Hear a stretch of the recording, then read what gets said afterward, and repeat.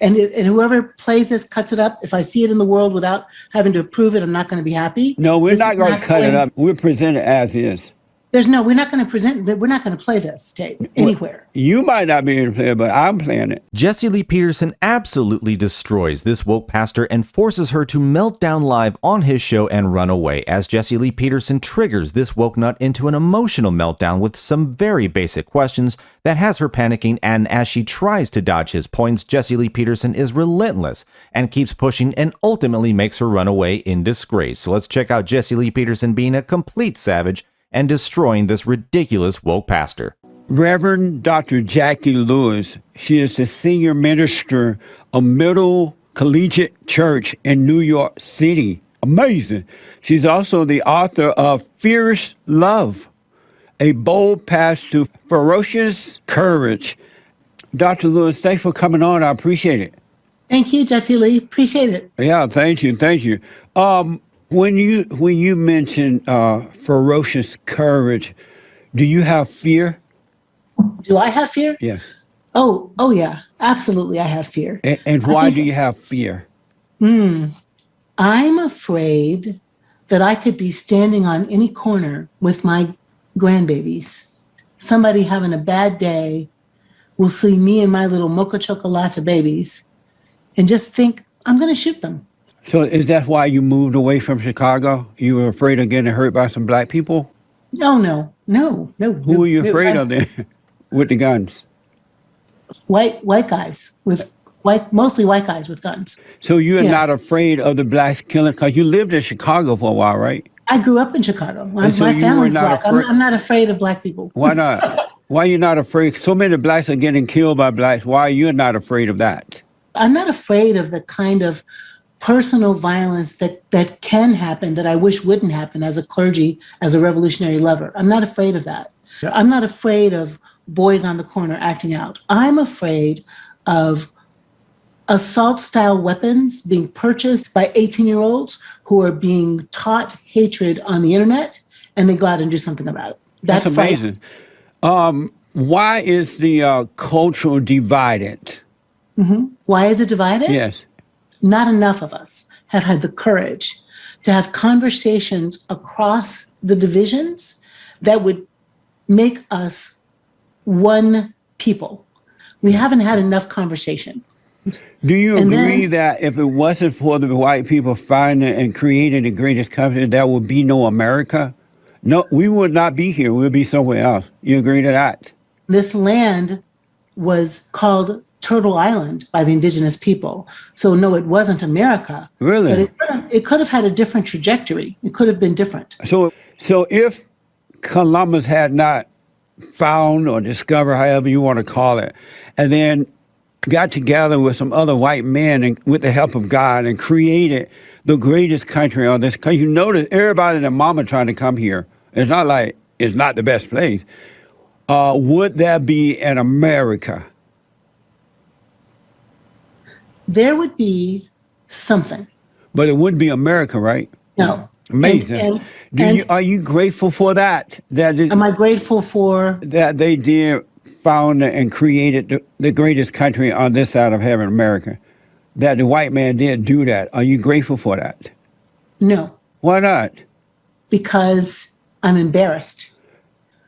I'm ashamed that this land was stolen. I'm ashamed that my ancestors were kidnapped and built it. And I'm ashamed that white supremacy still hijacks the agenda here. Oh, can you define white supremacy for me?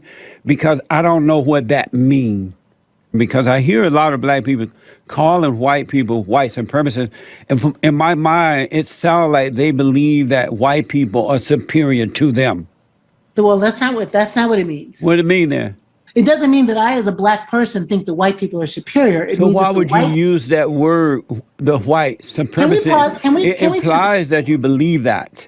No, it doesn't imply. Can we stop for a minute? Yes.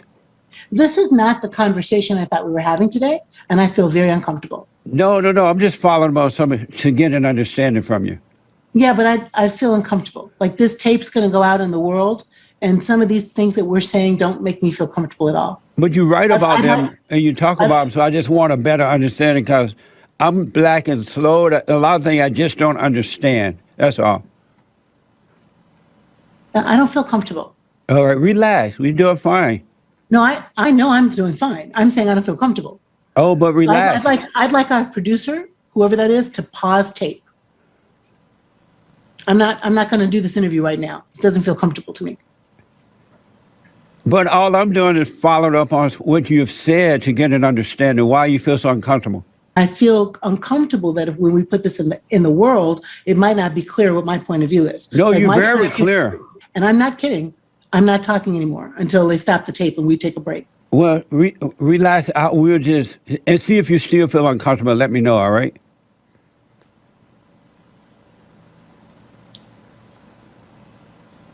I'm not going to do this right now.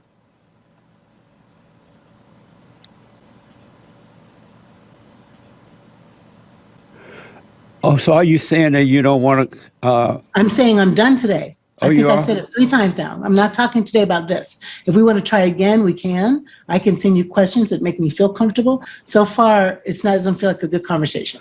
I'm a little surprised to hear you say that because you said that one of the problem with culture is that we don't sit and agree and disagree and talk about things anymore. You said that they tend not to do that, and look like you're about to do the same thing. I'm about to stop talking because I could go to any room in the world, any room in the country, any room. I also get to have the ferocious courage to say, I'm not comfortable. So I'm not comfortable right now. I know, And- but you're not and showing ferocious courage by running. I'm not running. I'm just not comfortable. And I'm not What going to does do it that right mean? now. You're not comfortable. I don't know what it means. I think it means that I'm not comfortable. It doesn't feel like it's a good dialogue this moment, and I would like to pause. Jesse Lee Peterson is exactly right. How are you going to sit there and say that we don't have enough hard, difficult conversations to more or less get to the place where we're going? And here you are, Jesse Lee Peterson is asking you some very basic, simple questions. And now, just simply for the fact that you are uncomfortable, you no longer want to have a conversation. Well, that's the whole point. You can't have the uncomfortable conversations that need to be had because you're more concerned with the fact that they're uncomfortable. Like, these people are always the thing that they claim that everyone else is. They claim everyone else is the problem, but here you are literally being exactly the problem that Jesse Lee Peterson laid out. Like, you're doing the very thing that you blame others of doing. They just project. Hit that like button if you think Jesse Lee Peterson is exactly right on this, and let's get back in. It doesn't feel comfortable to do it right now. Amazing. Like the product isn't going to represent what I'm trying to say. It doesn't feel that way. But you're clearly saying what you're trying to say, and I'm just getting a better understanding to understand. Because I you're think helping if me to we're- understand the culture better. If we're going to do it again, then I would send questions that help you know, what do I mean by white supremacy? What are the terms that I'm trying to use? And what's the message I'm trying to put in the world? I'm trying to put in the world a message of ferocious courage that allows for good conversations. And I'm also a human, and I'm saying this conversation doesn't feel to me like it's going how I would like it to go. So And I before get you to stop run, that. can I ask you I'm about not some running, I'm other just part? done. No. Before you run, can I ask you about some other part of your book? Not today. Amazing. I want to have a dialogue. That's what we're doing.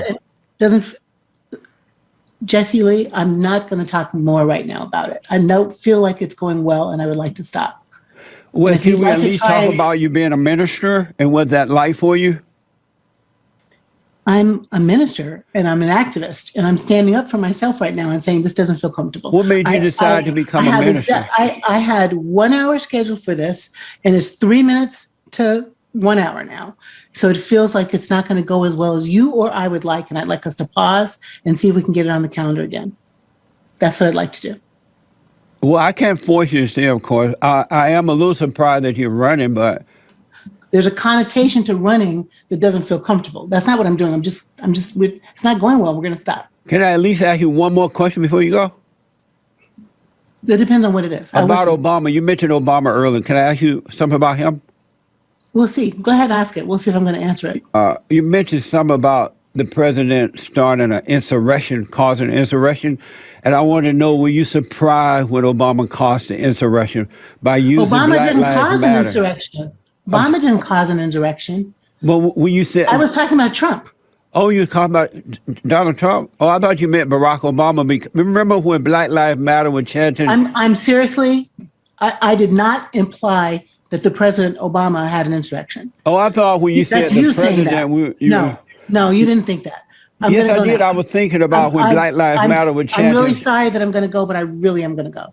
And whoever plays this, cuts it up. If I see it in the world without having to approve it, I'm not going to be happy. No, we're This not is going to cut it going- up. We're presenting it as is. We're not going to present, we're not going to play this tape anywhere. You might not be able to play it, but I'm playing it. No, you're not going to play it. Yes, I am gonna play it. Property as well. I'm Why? sorry? Why are you going to play something that didn't go well? I mean, it's going well as far as I'm concerned. I thought we were having an amazing dialogue. I didn't expect No, you sir, to we're not run. you're not having an amazing dialogue. You are misinterpreting what I'm saying. I'm not interpreting it at all. I'm just asking feels like questions. on purpose. Feels I'm like just on asking questions. Beautiful people in the world, if you hear this, I'm Jackie Lewis. I'd love to talk with you later. She ran.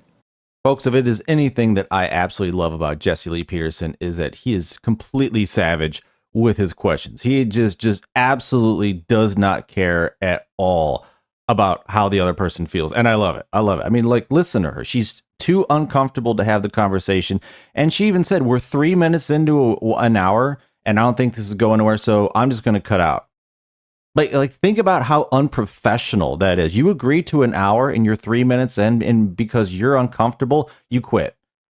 Like, it's absolutely ridiculous. And these are the people who are claiming to have all the answers and to be the intellectuals and the ones that know how to fix society. And like, they're the go-to. They're the ones that we should be listening to, but you can't even make it 3 minutes into an hour-long interview and before you get uncomfortable and then no longer want to do the interview. And then you want Jesse Lee Peterson to not show everything that you just said to the world. Like, these people cannot get anything done. They can't accomplish anything. In my opinion, they are more or less about useless on every level, because most of life, if not all of it, is uncomfortable. And if you're just going to quit at the first sign of uncomfort, you are not going to be able to accomplish anything. But folks, thanks for watching. Put down in the comments what you thought about what Jesse Lee Peterson had to say in absolutely destroying savagely this woke pastor live on his show. Take care, like and subscribe, and I will see you on the next one.